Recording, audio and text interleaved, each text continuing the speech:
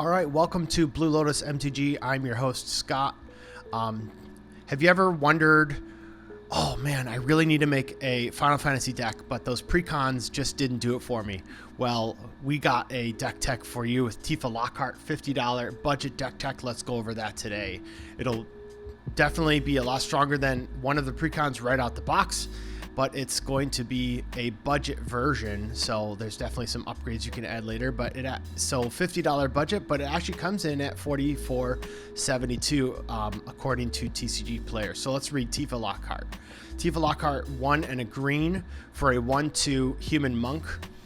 Trample. Whenever a land you control enters, double Tifa's power until end of turn. So the goal of this deck is to ramp out a lot of lands all on the same turn, over multiple turns, and then end up going through and trampling your opponents with commander damage. So the different categories, we got 12 card advantage cards, 4 evasion cards, 5 extra land cards, 40 lands in this deck, in this lands deck, protection 8, pump 9, ramp 13, removal 6, and 2 token cards. So we'll go over the main deck and then we'll go over some reasonable upgrades. So card advantage, you got your usual suspects, harmonize, draw 3 cards for 4 mana. Good. Genesis Wave, kind of a mid to late game, get a whole bunch of lands out at once and permanents.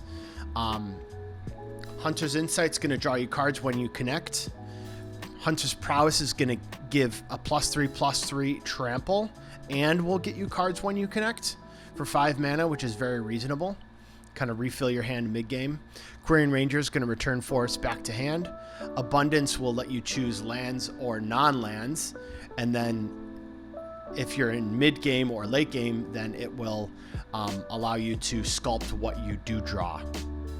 And if you pair that with like a Hunter's Insight, then you can draw, let's say 6 or 7 or even 8, maybe 10, do lands, non-lands. It does draw the game out a little bit, but it's really strong.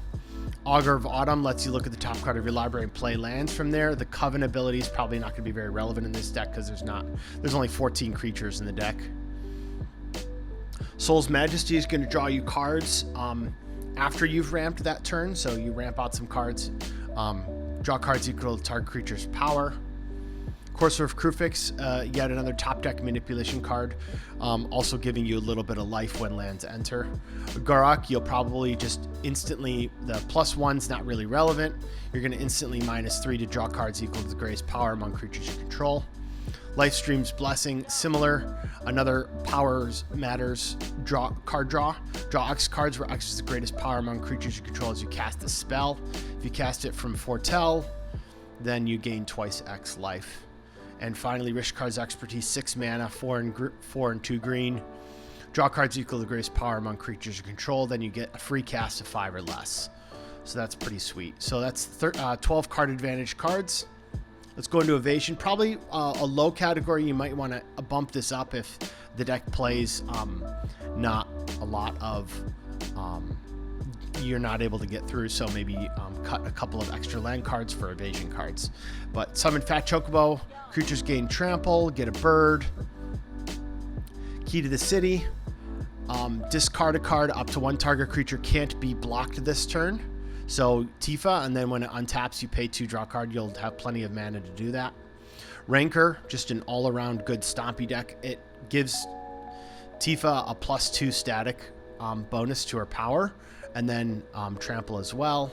And then Trailblazer's Boots gives non-basic land walk. Let's face it, it's commander. Everyone has non-basics. Extra lands, Scale the Heights. Put a 1/1 counter up to 1 target creature, you gain 2 life. You may play an additional land this turn, draw a card. Explore, play an additional land, draw a card. Poo-Poo UFO allows you to put lands in, so you could play your normal land and then play another land. Broken Bond is a removal with an extra land clause, so you can destroy target artifact or enchantment. Skyshroud Ranger, another good sorcery speed, put lands into play on your turn. So for the lands, we got 40 lands. We got pretty much its basics plus all the cards that will get you more than one land drop on one land. So we got Evolving Wilds, Terramorphic Expanse, Promising Vein. These all look for basics. Field of Ruin, you can pay 2, tap, destroy a target non-basic and opponent controls. Then every player gets a land, including you. Myriad Landscape gets 2 lands on top of your already playing 1 land for turn. Naya Panorama, got the panoramas in here. So those are going to get us basic forests. Shire Terrace is going to get us another basic. Escape Tunnel. You can sacrifice Escape Tunnel when Tifa's power is low to give it so that it can't be blocked. Or you can just get a basic tapped. Blighted Woodland, get 2 more lands. Rogue's Passage is some evasion in our land slot, so that's definitely a good card if we can't get through. Riveteer's Overlook, so we got all the New Capenna kind of sack gain a life lands. Jund Panorama. Demolition Field, similar to Field of Ruin, destroys a land, you search your library for a basic, and then we're running 24 basic forests because basics are good, they come in untapped. So one of the issues that this deck is going to run, like any other Voltron deck, is that you die to targeted removal. So we have to run quite a bit of protection. So we're running 8 pieces of budget protection. So Ranger's Guile gets hexproof, +1/+1. Horrid Vigor, this is more of Trample, Death Touch, or Indestructible. So if Tifa's going to get hit or you need to run into a bunch of creatures, then you're not going to lose Tifa. Snakeskin Veil, +1/+1 on the creature, get a counter, and then it gains hexproof. Blossoming Defense gets +2/+2, gains hexproof. Guy's Gift, put a 1/1 counter on the creature. You're probably seeing a theme of putting counters on Tifa, then buffing Tifa afterwards with lands is going to be a good strat. So kind of you can either play these defensively to protect, or you can play them offensively and bring them out before combat and before your lands, and then Tifa's power will be bigger. Tyvar's Stand is just a really good protection, hexproof, indestructible, and you can dump a bunch of mana into it, so late game you can do a bunch of damage just by dumping a bunch of mana. Vines of Vastwood, a green, and then for 2 mana you can pump Tifa and get an extra 4 power and toughness. Tamia Safekeeping, just a really good all-around protection spell for any piece, because it does say target permanent gains hexproof and indestructible. The life gains incidental. So we got pump cards. So one of the strategies that you're going to want to do with this deck is put out your pump cards first, then play your lands. So you're going to, let's say with Blanchwood Armor, let's say it's turn 3, you play Blanchwood Armor, or turn 4, you have Tifa out.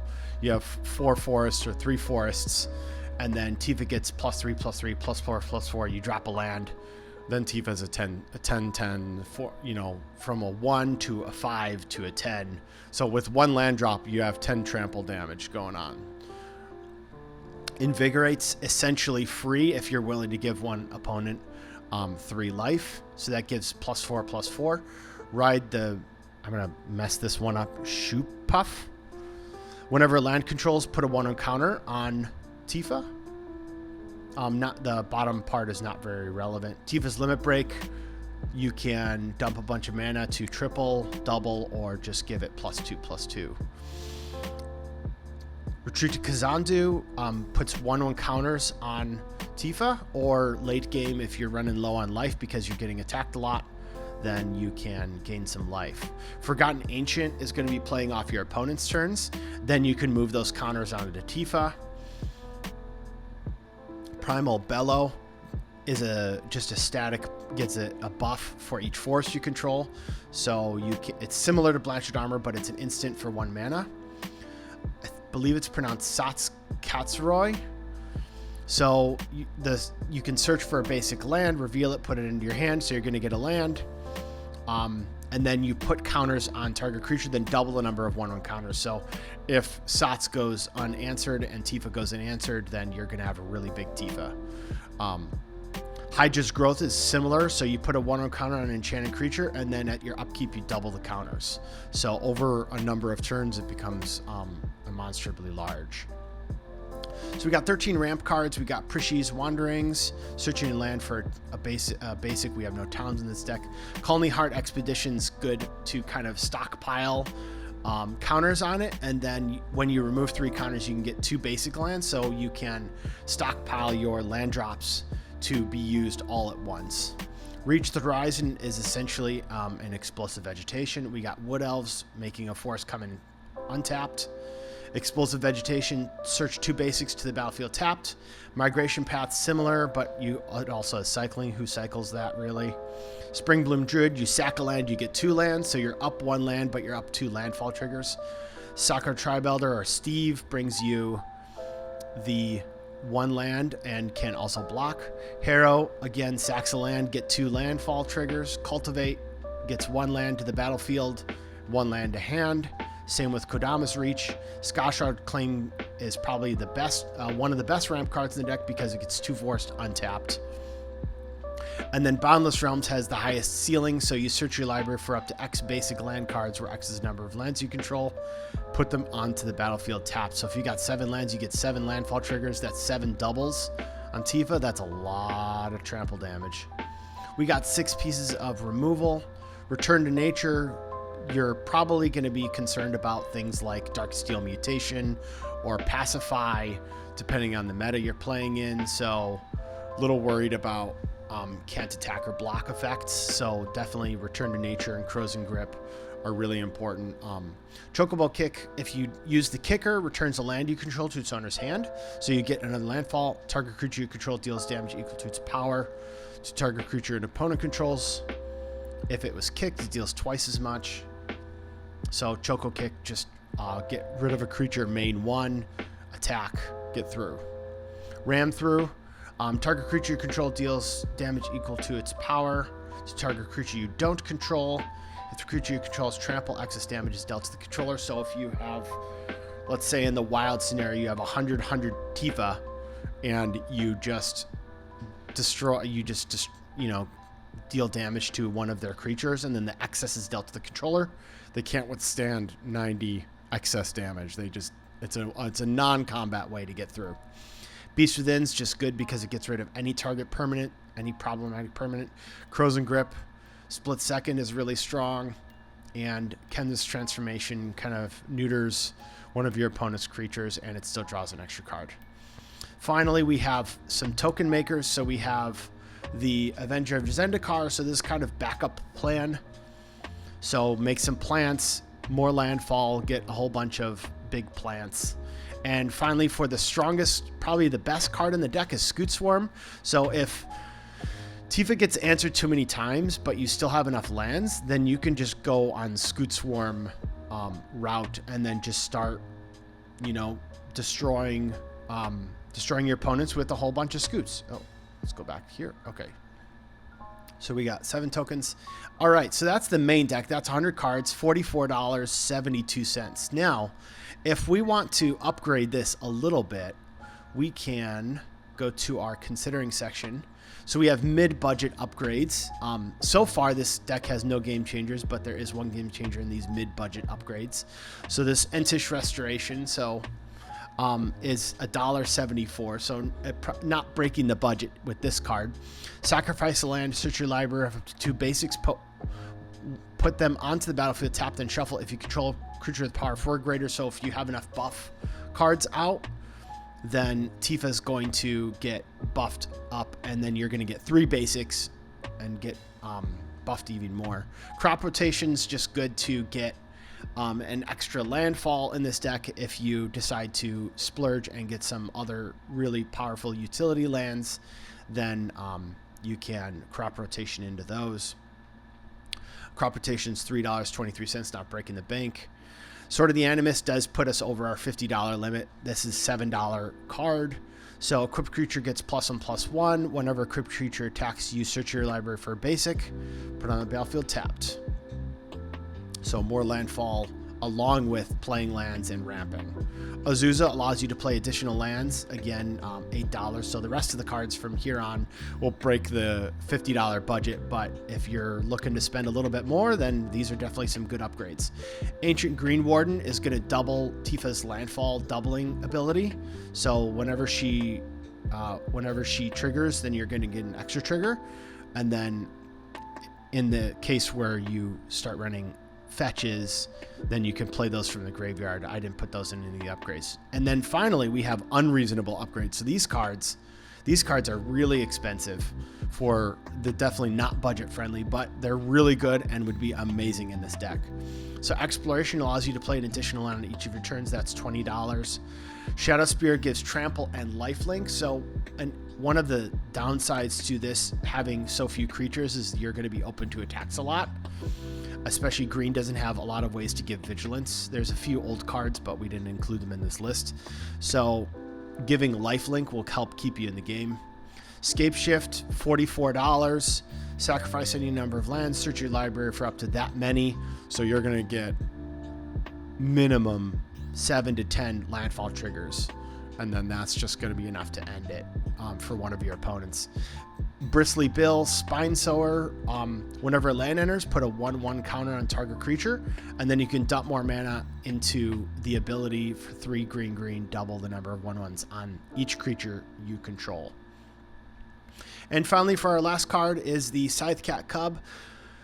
This one is also $46. Whenever a land you control enters, put a 1/1 counter on target creature you control. If this is the second time it's resolved, double the number of 1/1 counters on the creature.